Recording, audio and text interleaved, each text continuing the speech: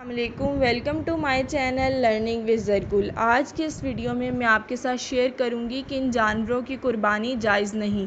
برہ بن عازب رضی اللہ تعالیٰ عنہما کہتے ہیں، آپ صلی اللہ علیہ وآلہ وسلم نے 4 انگلیوں سے اشارہ کیا اور فرمایا، 4 طرح کے جانور قربانی کے لائق نہیں ہیں۔ 1 کانا، جس کا کانا پن بالکل ظاہر ہو۔ 2 بیمار، جس کی بیماری بالکل ظاہر ہو۔ 3 لنگڑا، جس کا لنگڑا پن بالکل واضح ہو۔ اور 4 دبلا بوڑھا کمزور جانور، جس کی ہڈیوں میں گودا نہ ہو۔ اب ہمیں پتہ چل جانا چاہیے کہ ہمیں کن کن جانوروں کی قربانی کرنا جائز نہیں ہے۔ یہ حدیث اس بات کی دلیل ہے کہ مذکورہ بالا چاروں قسم کے جانور قربانی کے لائق نہیں۔